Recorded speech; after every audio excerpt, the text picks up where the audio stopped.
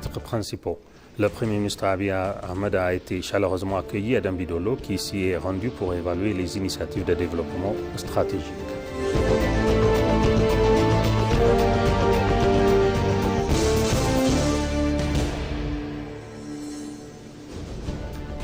Les résultats d'une gouvernance éclairée par les idées se reflètent dans les projets de développement de l'Éthiopie, selon le vice-premier ministre Tamasgan Touré.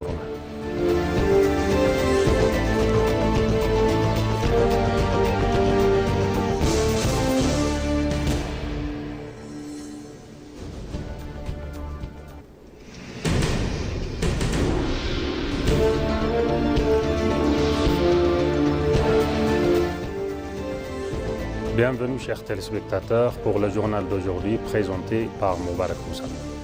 Le Premier ministre Abiy Ahmed a été chaleureusement accueilli à Dambidolo, qui s'y est rendu pour évaluer les initiatives de développement stratégique.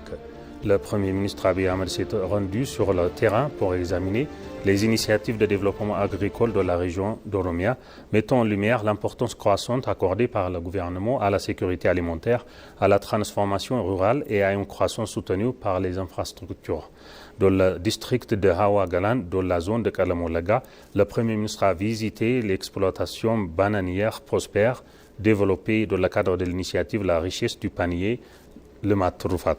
Ce projet s'impose comme un exemple de réussite en agriculture coopérative, démontrant comment la mobilisation communautaire et l'organisation peuvent valoriser pleinement les ressources locales.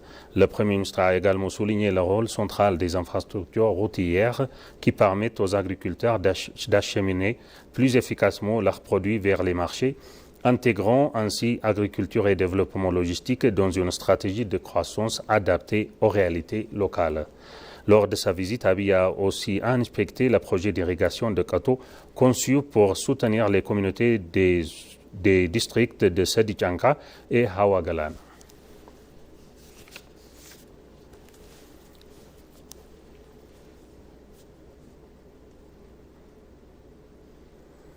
Le Premier ministre Abiy Ahmed a affirmé que l'usine de traitement du charbon d'Arjo sera un pilier essentiel pour renforcer le tissu industriel éthiopien et accélérer la transition du pays vers l'autosuffisance économique. Il a souligné que le rôle stratégique de l'usine dans l'expansion des capacités de production nationales et dans la réduction de la dépendance aux importations de matériaux de construction. L'installation constitue également une source cruciale de matières premières pour les grands projets d'infrastructure, la production industrielle à l'échelle nationale. Dans un message sur les réseaux sociaux, le Premier ministre Abiy a décrit l'usine comme un élément clé du programme de transformation industrielle de l'Éthiopie, contribuant à bâtir une économie résiliente et compétitive.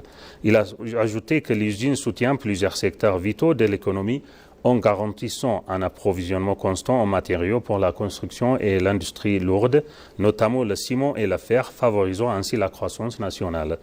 Le Premier ministre a également rappelé que ce projet illustre la vision de l'Éthiopie d'établir une base industrielle moderne, compétitive, intégrant les technologies avancées tout en respectant l'environnement.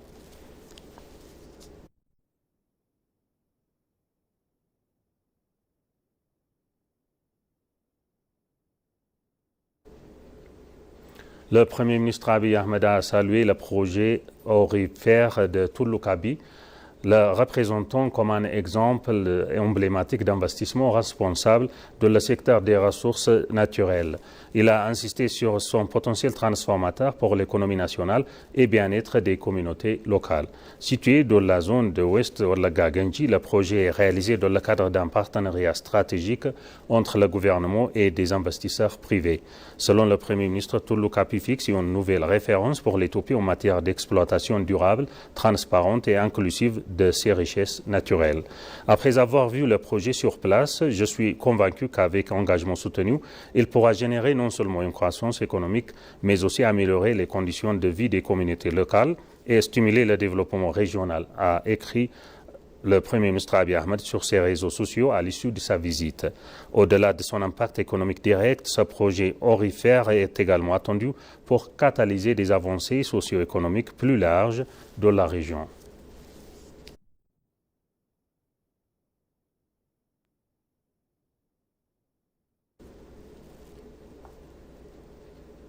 Les résultats d'une gouvernance éclairée par les idées et le savoir-faire se reflètent dans les projets de développement de l'Éthiopie, selon le vice-premier ministre Tamasgan Touruna.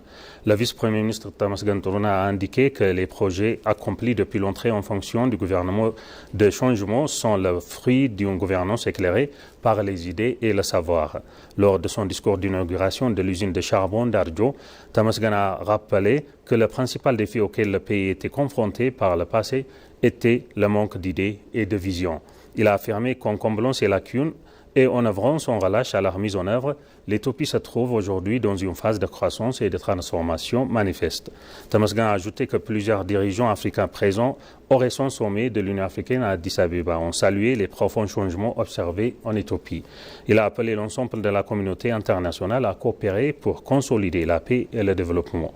Le vice-premier ministre a expliqué que le gouvernement a mis en place un cadre favorable à leur développement.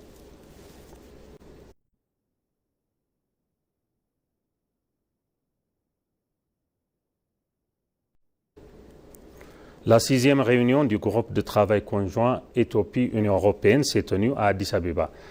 Co-présidé par le directeur général pour l'Éthiopie et les États-Unis, l'ambassadeur Mal Salem, et la chef de la division migration irrégulière et affaires intérieures à la Commission européenne, Mme Silvana Pesta, la 6e réunion du groupe de travail conjoint Éthiopie-Union européenne sur les migrations s'est tenue hier à Addis Abeba. Les deux parties ont réaffirmé leur engagement commun à maintenir la coopération pour révéler les défis migratoires. Elles ont également souligné l'importance de poursuivre leur dialogue à tous les niveaux afin de promouvoir des approches globales et mutuellement avantageuses en matière de gestion des migrations.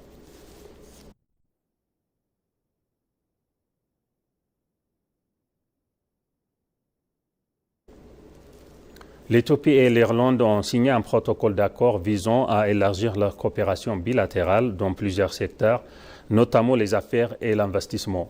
L'accord a été officialisé au ministère des Affaires étrangères à Addis Abeba par le ministre d'État des Affaires étrangères Hadera Abra et le ministre d'État irlandais au développement international et à la diaspora Neale Richmond. Lors de la cérémonie de signature, le ministre d'État Hadera a souligné que le protocole d'accord reflète l'engagement commun des nations à maintenir un dialogue régulier et à approfondir leur collaboration.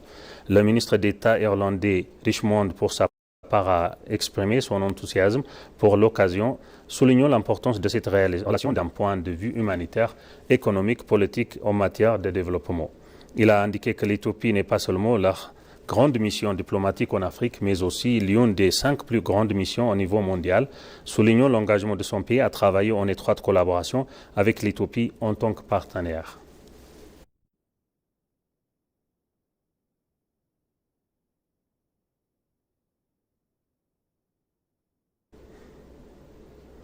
Selon le ministre de l'Industrie, Malako Alabal, l'initiative Made in Ethiopia a permis d'accroître de manière significative la performance des industries locales et de consolider leur part marché domestique ces 3 dernières années. Lors du lancement de l'Expo Made in Ethiopia 2026 à Hilton Addis Abeba, le ministre de l'Industrie Malako Alabal a précisé que cette initiative s'inscrit dans le cadre de la réforme économique nationale et du plan décennal de développement de l'Éthiopie. Selon le ministre, cette dynamique a généré des avancées significatives, notamment en matière d'expansion des capacités de production, de substitution aux importations, de création d'emplois et d'élargissement des débouchés commerciaux. Il a également affirmé que les réformes en cours ont permis de lever plusieurs contraintes structurelles et accélérer la modernisation du secteur, rapprochant ainsi l'industrie locale des standards internationaux.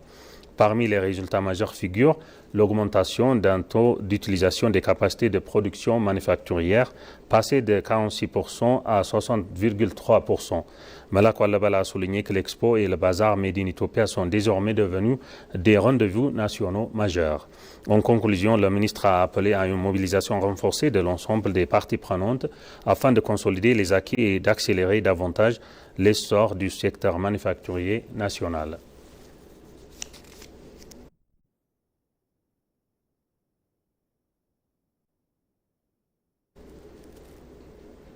Et pour conclure le journal, l'Éthiopie jette les bases pour les Africains deviennent des créateurs de technologies plutôt que de simples consommateurs. Ahuna Ezia Kwanwa Onochi, administratrice adjointe du PNUD et directrice générale pour l'Afrique, dans un entretien exclusif accordé à l'Agence des Nouvelles Éthiopiennes, Ahuna Ezia Kwanwa Onochi, administratrice adjointe du Programme des Nations Unies pour le développement PNUD pour l'Afrique, a salué la transformation numérique de l'Éthiopie, citant le soutien du PNUD au centre de données pour l'intelligence artificielle ainsi que la fourniture de matériel technologique. Elle a souligné l'engagement du gouvernement éthiopien à créer des fondations non seulement pour son pays mais pour l'ensemble du continent. Elle a également salué la forte adoption de l'IA et de la science en Éthiopie qu'elle considère comme un levier clé pour la transformation continentale. Elle a mis en avant le centre de services Mesob à guichet unique qui a permis de numériser la prestation de services publics, rendant leur accès plus rapide, transparent et moins susceptible de corruption, tout en améliorant la productivité économique. Elle a également souligné le rôle stratégique du secteur privé, tout en particulier du secteur financier, pour assurer la souveraineté économique de l'Éthiopie et réduire la dépendance aux architectures externes peu favorables au continent africain.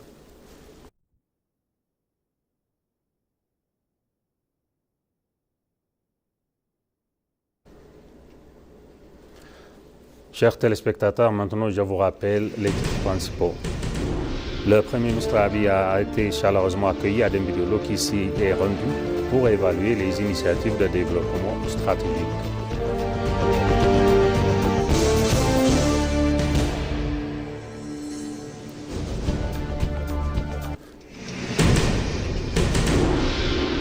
Les résultats d'une gouvernance éclairée par les idées se reflètent dans les projets de développement de l'Éthiopie, selon le vice-premier ministre Tamasgan Turuna.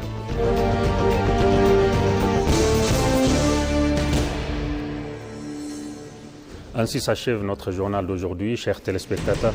Merci pour nous avoir suivis. Excellente suite de programme. Bonne journée.